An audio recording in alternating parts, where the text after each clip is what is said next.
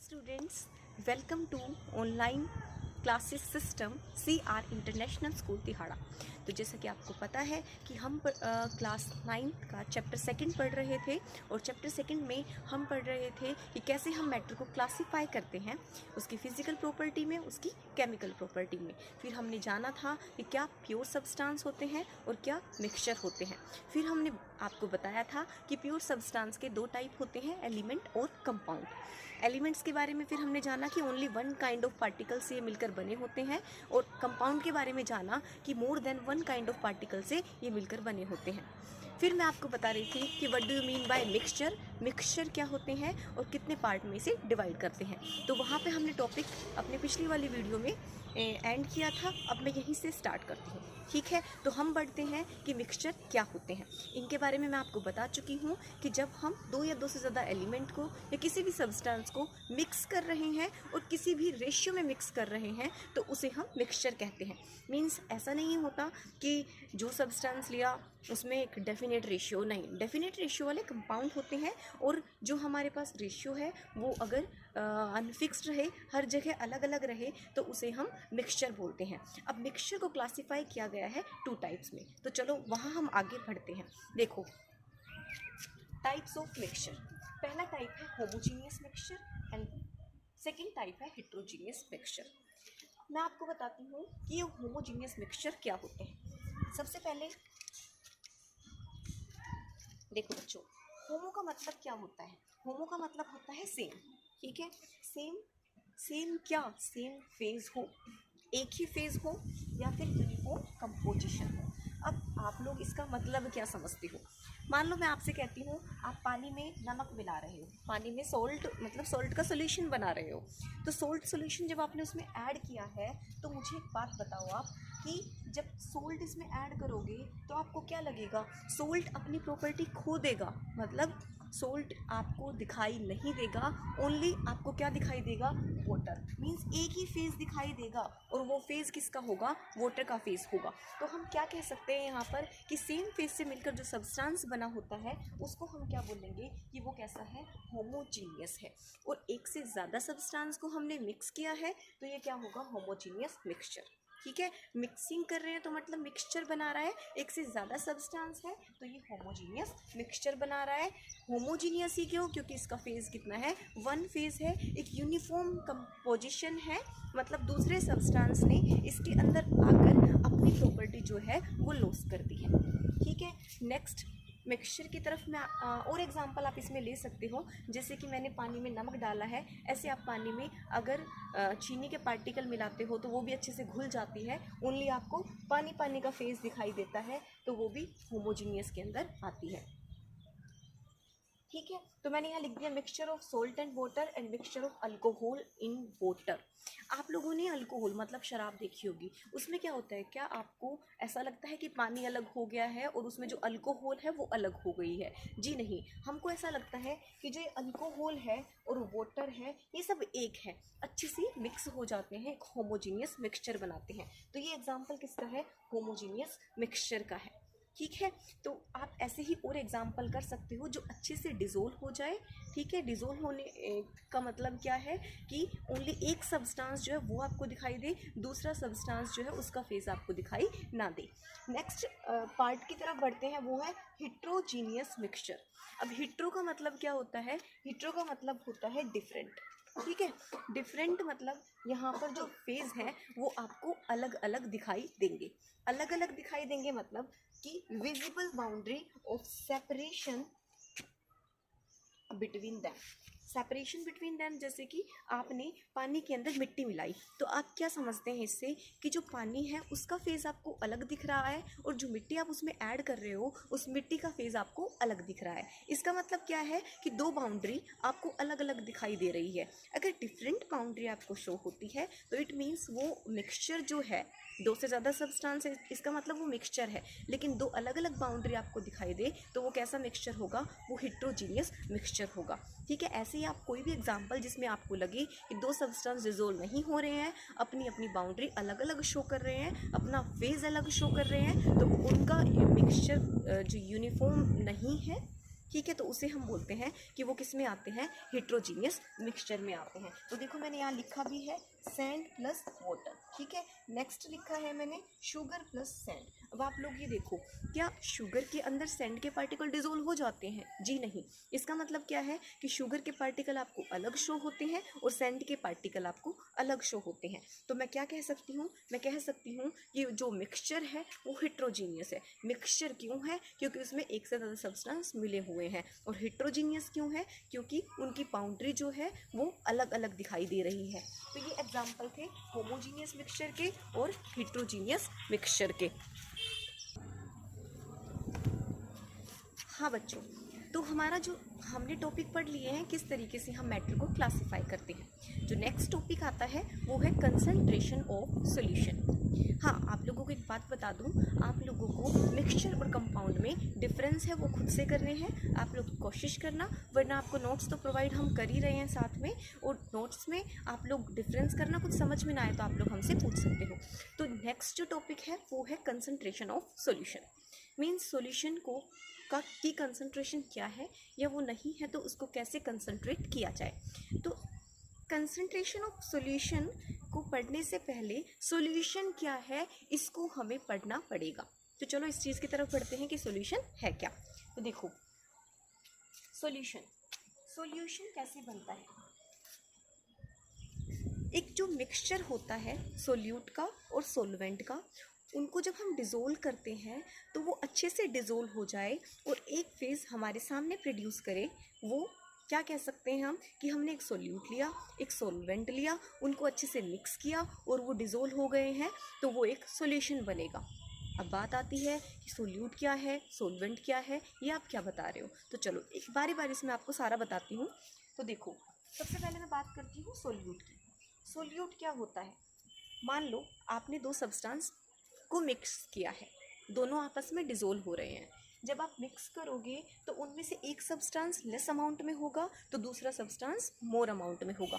तो मैं कह रही हूँ आपसे कि जो लेस अमाउंट में प्रेजेंट होता है उसे हम सोल्यूट बोलते हैं, और जो मोर अमाउंट में प्रेजेंट होता है उसे हम सोलवेंट बोलते हैं। ठीक है, अब बात आती है कि लेस अमाउंट और मोर अमाउंट क्या है। तो देखो, मैंने लिखा solution is made up of solute and solvent, लेकिन अगर आप इतना लिखाते हो तो बिल्कुल गलत होगा, क्योंकि देखो सोल्यूट और सोलवेंट ये लेस अमाउंट में, ये मोर अमाउंट में।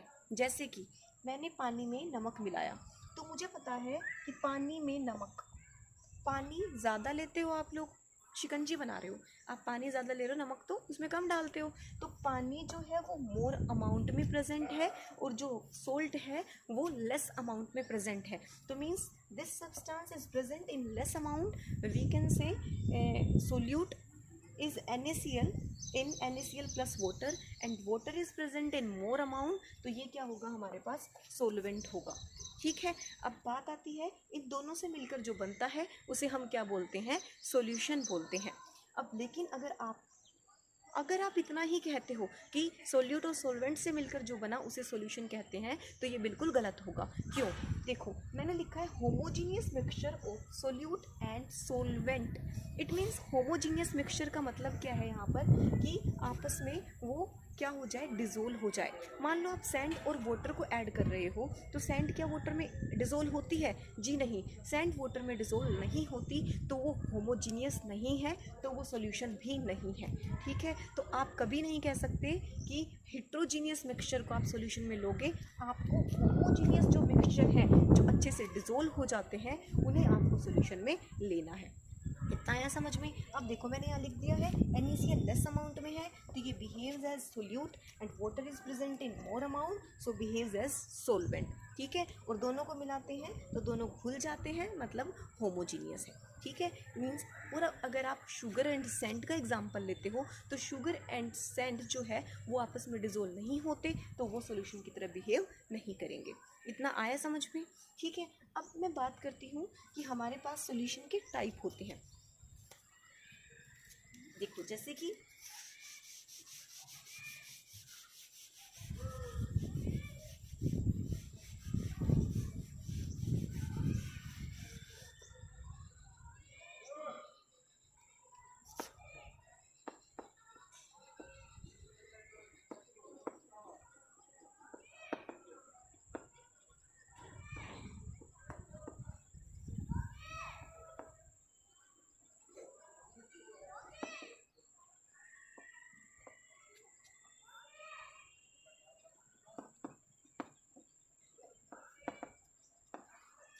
देखो बच्चों, अब आते हैं कि कुछ बाइनरी सॉल्यूशन हमारे पास होते हैं, कुछ टर्नरी सॉल्यूशन हमारे पास होते हैं, तो कुछ क्वाटरनरी सॉल्यूशन हमारे पास होते हैं। आप सभी को अपने चैप्टर में ओनली बाइनरी सॉल्यूशन पढ़ने हैं, बट फिर भी ये होते क्या है मैं आपको बता दूं, ताकि आपको आगे की नॉलेज के लिए भी ये काम आए। देखो, बाइनरी सॉल्यूशन, बाई का मतलब केमिस्ट्री में होता है दो। कुछ चीज़ें बताती हूँ। देखो, मोनो का मतलब केमिस्ट्री में होता है एक, बाई हो, कहीं बाई दिखे या डाई आगे लगा दिखे तो इसका मतलब होता है 2। ठीक है, ट्राई के लिए 3, टर के लिए भी 3 यूज़ करते हैं, और क्वाड के लिए हम 4 यूज़ करते हैं। तो देखो, बाई का मतलब क्या है 2, इट मीन्स 2 का मतलब है एक सोल्यूट हो और एक सोलवेंट हो, उससे मिलकर जो बना होता है वो बाइनरी सॉल्यूशन होता है। ठीक है, जैसे कि मैंने एग्जांपल लिया सोल्ट प्लस वाटर, तो इसमें एक ही सोल्यूट है, एक सोलवेंट है, तो ये कैसा सॉल्यूशन होगा? बाइनरी। ठीक है, और आपको बाइनरी ही पढ़ना है। बट बता दूं, टर्नरी मतलब 3, टर मतलब 3 हो गया, 3। ठीक है, 3 सब्सटेंस हो मतलब 2 सोल्यूट हो और एक सोलवेंट हो। मैं शिकंजी की बात करती हूँ। क्या करते हो आप? पानी लेते हो, पानी में आप शुगर पार्टिकल ऐड करते हो, फिर आप सोल्ट ऐड कर रहे हो। ठीक है, तो देखो, वाटर सोलवेंट हो गया और 2 सोल्यूट हमने ऐड कर दिए। ठीक है, तो 3 हो गए टोटल, तो इसका मतलब ये टर्नरी सॉल्यूशन है। क्वाटरनरी की अगर बात करूँ तो टोटल 4 हो जाएंगे, मतलब इसके अंदर एक और सब्सटेंस ऐड किया जो अच्छे से मिसिबल है। ठीक है, तो वो किस में आ जाएगा? क्वाटरनरी सॉल्यूशन के अंदर आ जाएगा। तो इस तरीके से हम इन सब्सटेंस को क्लासीफाई करते हैं। हाँ, तो बच्चों, पहली बात तो आप ये बात जान लो कि कुछ बेसिक टर्म्स हैं जो मुझे आपको पढ़ानी है, ताकि आप सॉल्यूशन के बारे में जान सको। ठीक है, आपने सॉल्यूशन के बारे में जाना, आपने जाना कि सोल्यूट क्या होते हैं, सोलवेंट क्या होते हैं, किस तरीके से हम उनका एक मिक्सचर तैयार करते हैं। ठीक है, अब मैं आपको बता रही हूँ कि हमारे पास कुछ टाइप के सॉल्यूशन आते हैं। एक आता है सैचुरेटेड सॉल्यूशन, तो दूसरा आता है अनसैचुरेटेड सॉल्यूशन, और तीसरा आता है सुपर सैचुरेटेड सॉल्यूशन। तो बारी बारी से मैं आपको बताऊंगी। मैंने पहला टाइप लिखा है सैचुरेटेड सॉल्यूशन। ये कुछ बेसिक टर्म्स है जो आपको पता होनी चाहिए। आप सॉल्यूशन का पढ़ रहे हो तो इसका मतलब ये भी पढ़ोगे।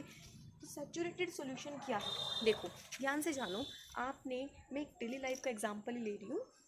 मान लो आपने पानी लिया, पानी के अंदर आपने शुगर पार्टिकल ऐड किए। ठीक है, आप ऐड करते जा रहे हो, एक टाइम ऐसा आएगा जब वो शुगर पार्टिकल है उस वाटर के अंदर डिज़ोल्व होना बंद कर देगा।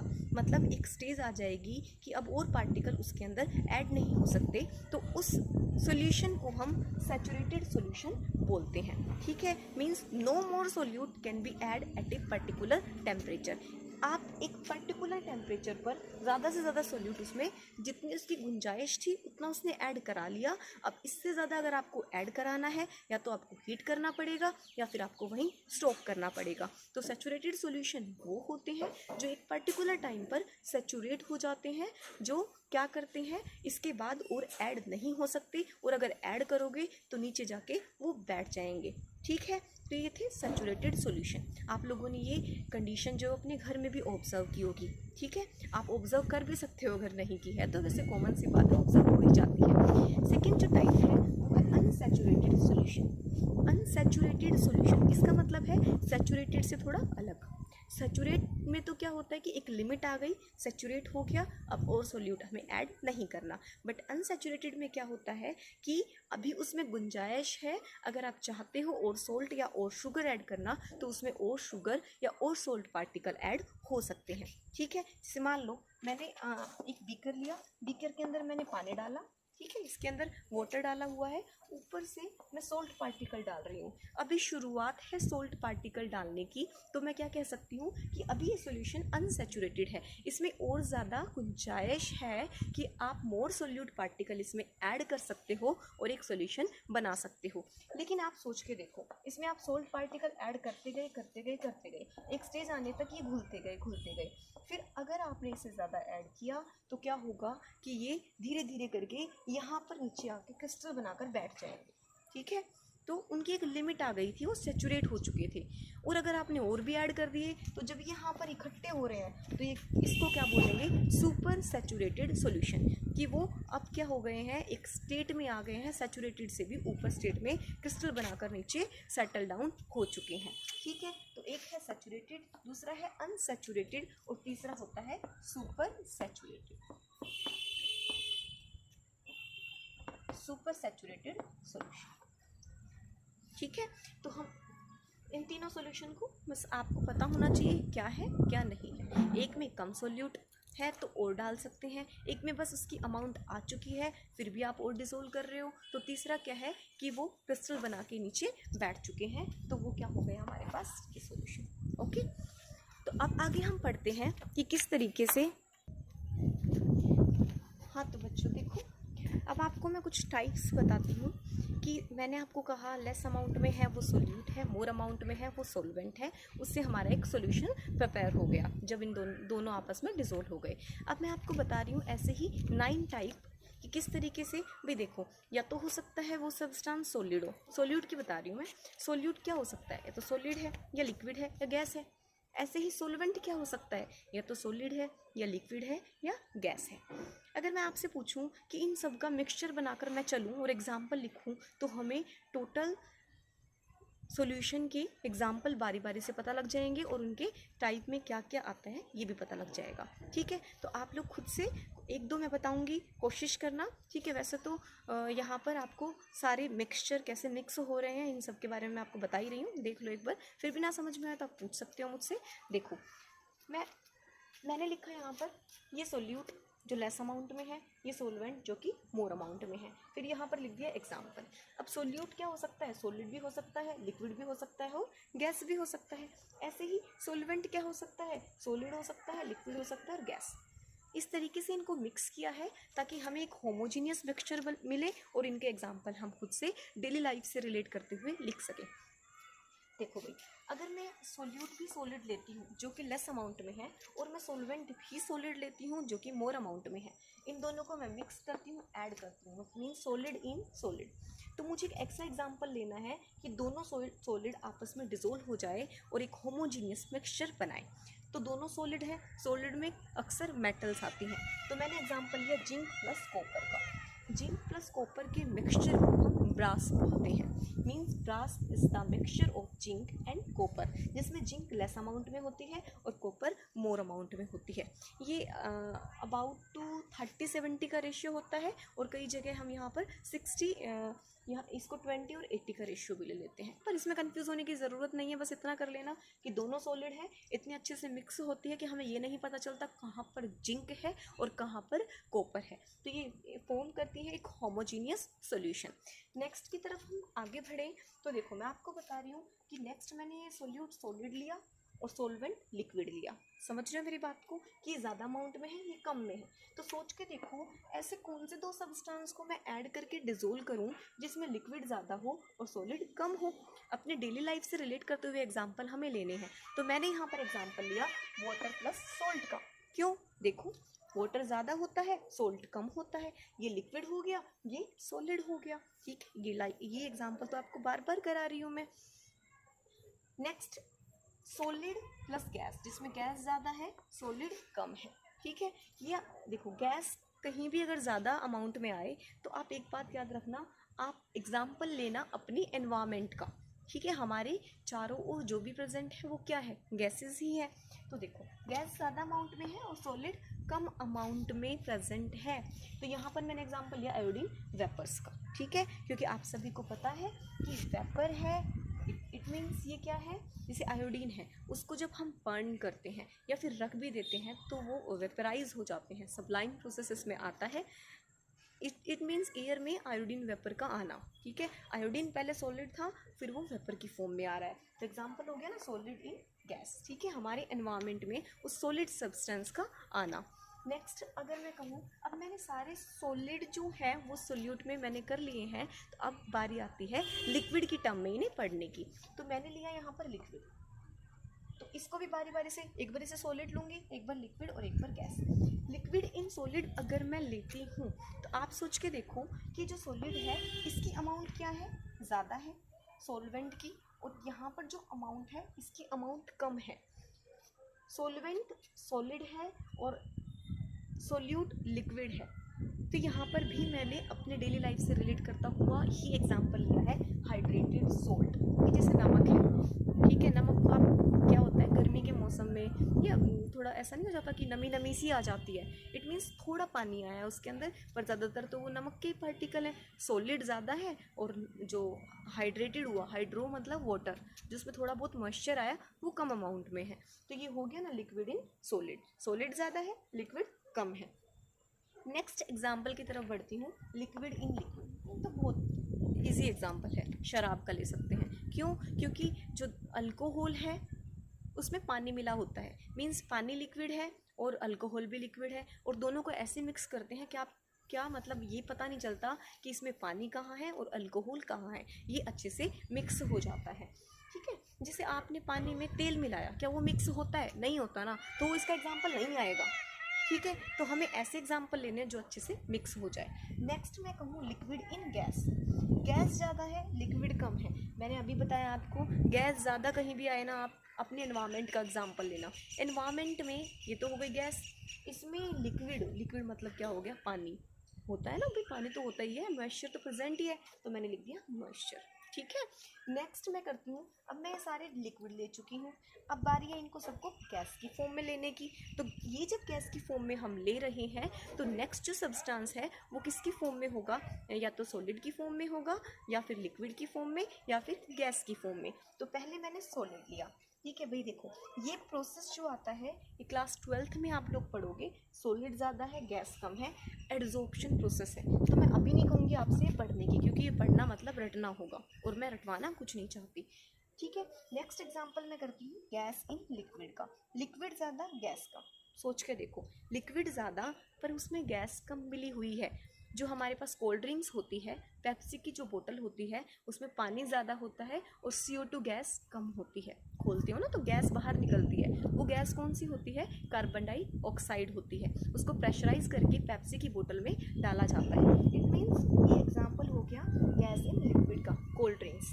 नेक्स्ट मैं लिखती हूँ गैस इन गैस, मतलब आप फिर से वही बात, गैस इन गैस, तो हमारे एनवायरनमेंट में क्या है? गैस ही प्रेजेंट है। ठीक है, ऑक्सीजन नाइट्रोजन सबका मिक्सचर क्या है? घुला हुआ है, हमें थोड़ी ना पता चल रहा है कि यहाँ ऑक्सीजन है या नाइट्रोजन है।